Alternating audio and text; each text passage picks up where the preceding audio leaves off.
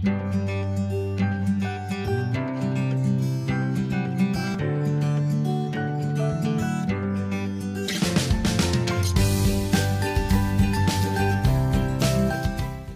여러분 이제 계속해서 요한복음 7장에 대한 이제 강해를 이제 하도록 하겠습니다. 여러분 성경을 좀 읽으시면서 따라오셔야 됩니다. 그래서 제가 성경을 읽을 시간까지는 없기 때문에 일단은 성경은 여러분이 좀 읽으시고요. 요한복음은 너무 많이 알려져 있으니까 여러분이 잘 아시리라고 믿고 바로 들어가겠습니다.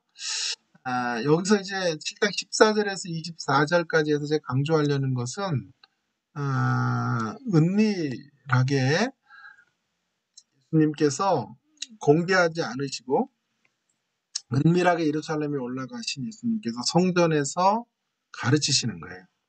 일단 은밀하게 가르치시다. 은밀하게 올라갔는데 성전에서 가르치시는 거. 그것이 일단은 결코 주저함이나 소극적인 태도는 아닌 것부터 말씀을 드리고 싶어요. 아닌 것은 소극적인 게 아니에요. 자, 그렇다면 참인 게 뭔가? 예수님은 하늘보좌를 버리고 내려오실 만큼 뭐라 그래요? 열정이 있으신 분이시죠. 그래서 우리가 그분이 은밀하게 가르쳤다고 해서 소극적이었다 이렇게 말할 수 없어요. 지난 시간에 소극적인 문제가 얼마나 심각한 건지 여러분에게 말씀을 드렸죠. 근데 은밀하게 그럼 왜 가르치셨을까? 그것은 예수님께서 사람들에 의해서 휘둘리지 않고 일하시는 분이었다. 사람들의 필요나 기대에 의해서 좌지우지되는 사역이 아니에요. 오히려 하나님의 뜻에 따라 하나님의 때를 따라 일하는 거예요. 근데 가르치셔요. 성전에서. 열정이. 그렇다면 은밀하게라고 하는 건 세상에 휘둘리는 사역에 대한 저항을 말하는 것이고 성전에서 가르치신 것은 하나님의 말씀에 붙들리는 사역에 대한 열정을 증거하는 거죠. 우리들이 열정 혹은 열심을 가져야 하지만 뭘 말해요? 분별력 있는 열심. 사람에게 휘둘리면서 가는 열심 안 돼요.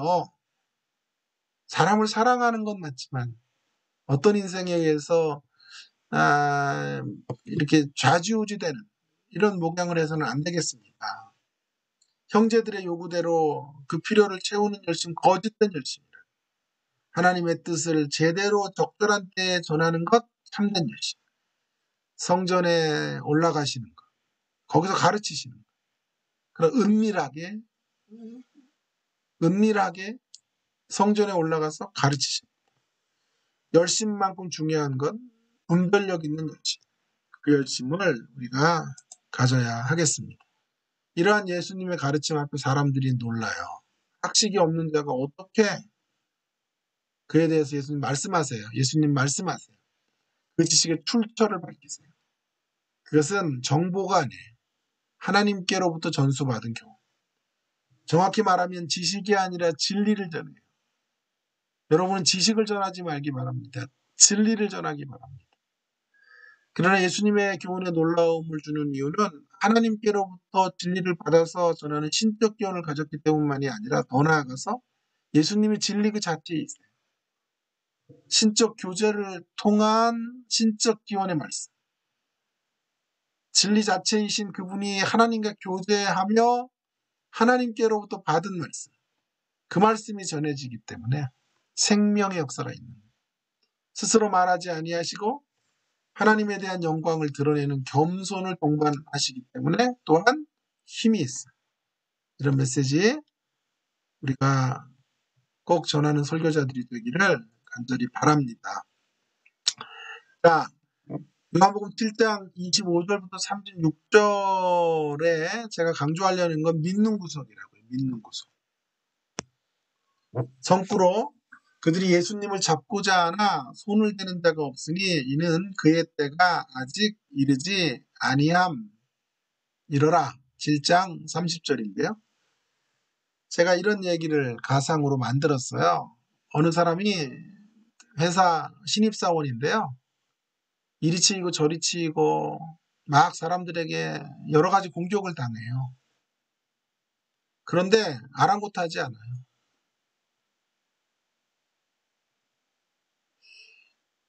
어떻게 그럴 수 있을까요?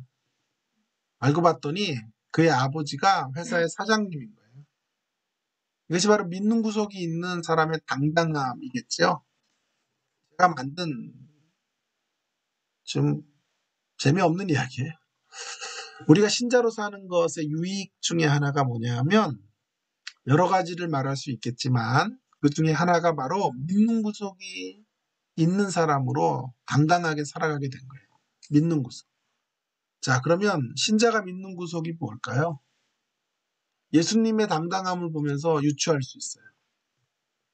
예수님의 상황이 점점 악화일로로 치달아가요.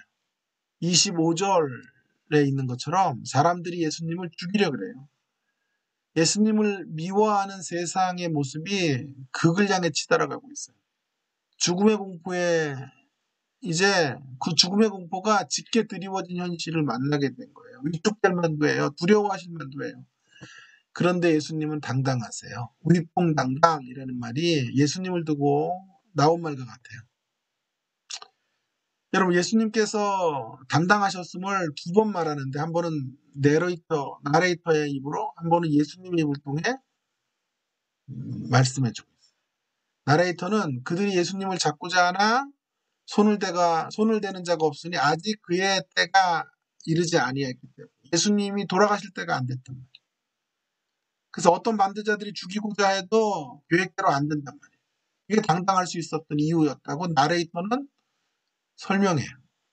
그에 대하여 예수님도 증언하세요. 33절에서 예수께서 이르시되 내가 너희와 함께 조금 있다가 나를 보내신 이에게 돌아갈 것이다.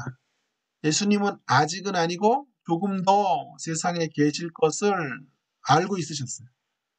성경은 지금 예수님의 죽음에 대하여 세상이 그 결정권을 갖고 있지 않다고 말씀하고 있는 거예요. 겉으로 보기에는 세상에 결정권이 있는 것 같아요. 눈에 보이기에는 사람들의 계획에 의해서 예수님이 죽는 것 같아요. 그러나 그렇지 않아요. 절대 주권이 하나님의 손에 달려 있는 거예요. 하나님의 시간에, 하나님의 때에 하나님의 결정이 있어야 예수님은 죽으심의 자리로 나아가게 되는 것이에요. 세상의 살기에 의해서가 아니라 하나님의 계획의 성취로 인하여, 그 하나님의 계획의 성취에 의해서 악한 자들이 쓰여져요. 그리고 그 악 때문에 망하죠. 마지막에는. 어쨌든 그래서 하나님께서 악한 자들에게 하나님의 계획을 이루기 위해서 그들을 사용하심으로 예수님이 돌아가시는 거지. 악한 자들의 주권에 의해서 예수님이 십자가에 돌아가시는 건 아니에요.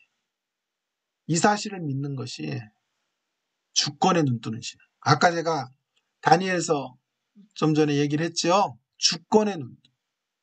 하나님의 주권. 하나님의 주권을 인정. 어떤 경우에도 우리의 사명이 완수되기까지 세상은 우리의 머리털 하나도 상하게 할 수 없어요. 코로나19 뭐 아무리 기승을 부려도 우리가 하나님 앞에 사명인으로 감당해야 될 일들이 있는 한 우리 생명의 위협을 당하지는 않습니다. 그 사실을 확신하시며 담대하시고 당당하시고 보여지는 것에 너무 휘둘리지 마시고 그 너머에서 일하시는 하나님, 그 하나님의 주권을 바라보며 어떠한 자리에서도 어깨를 쫙 펴시고 내일은 또 해가 뜰 거예요. 노래도 있잖아요. 내일은 해가 아닌가요? 어쨌든 복음성가죠. 내일은 해가 뜬다. 내일은 해가 뜬다. 할렐루야. 자, 그런 당당함으로 코로나19를 지나가시고 이 시련의 때를 건너가시는 우리 모두가 되기를 주의 이름으로 축원합니다. 주권신앙의 눈두자 이런 얘기들을 이 당당함의 모습을 가지고 좀 하실 수 있으면 좋겠습니다. 눈에 보이는 것에 의해서만 움직이지 말고 희동되지 말고 하나님의 주권 신앙을 굳건하게 붙잡고 담대하게 당당하게 하루하루를 딛고 나가는 우리가 되어야 될 것입니다.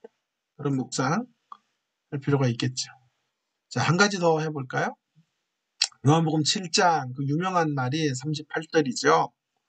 37절에서 53절까지 나를 믿는 자는 성경의 이름과 같이 그 배에서 생수의 강이 흘러 넘치리라. 여러분 이 대목도 되게 재밌는데요. 기독교 신앙은 참으로 풍성한 것입니다. 마치 홍수가 날 때 하늘에서 쏟아지는 장대비와 같은 차고 넘치는 풍성한 은혜가 기독교 신앙 안에 우리가 누려야 될 것들이에요. 그리고 그 풍성한 은혜를 하나님은 일정하고 공평하게 인생들에게 쏟아붓기를 원하십니다. 그러기에 마땅한 것은 바로 그것을 누리는 삶이에요. 그 마땅한 바를 예수님께서는 생수의 강이 흘러넘치는 은유적 그림으로 생수의 강이 흘러넘치게 하죠. 명절 끝날 그 명절은 초막절인데요. 초막절은 물을 제단에 붓는 의식으로 나아가는 그런 명절 기간이에요. 물을 붓는 것으로 간절히 염원하는 것은 비예요, 비. 농사를 해야 되는 사람들에게 비는 풍년을 위한 절대 조건이죠. 이렇게 초막절은 한마디로 비를 기원하는 예식이라고 해도 과언이 아니에요. 그 마지막 날, 큰 날이라고 했는데 비를 기원하는 열정, 예식의 절정이라는 뜻이에요. 그때 예수님께서 일어서셔서 큰 소리로 말씀하세요. 누구든지 목마르거든 와서 마시라. 생수의 강이 그 배에서 흘러넘치게 될 것이다. 예수님에게서 흘러넘치는 생수의 강이 믿는 사람들을 풍성케 할 생수의 강이 되게 하실 것을 약속하시는 거예요. 자, 이것이 예수님이 약속하시고 예수님 안에 모든 인생들이 누려야 되는 풍성한 삶이에요. 자, 여기까지는 여러분 마땅히 우리가 가야 될 길이에요. 마땅히. 설교로 말하면 첫째 마땅히 가야 돼. 그런데 문제제기. 근데 마땅히 가야 될 길인데 실제로 이렇게 사는 사람이 없다. 그래서 마땅히 가야 될 길을 마땅히 살아가는 길은 뭘까요? 마땅히 가야 될 길을 마땅히 사는 사람이 되는 것. 그걸 생각해 보고 싶어요. 그런데 왜 마땅히 살아야 될 이 풍성한 삶을 왜 못 사는지를 알면 거기에 대한 답을 얻을 수 있어요. 장대비를 쏟아 부어주시는데 모든 사람에게 왜 그 장대비의 은혜를 경험하는 사람이 이렇게 작을까요? 두 가지 이유 때문에. 하나는 열지 않아서 또 하나는 깊지 않아서. 마땅히 주어진 은혜를 마땅히 누리지 못하는 이유는 첫째 열지 않아서. 마음의 문을 안 여는 거죠. 불신자들이. 그렇죠?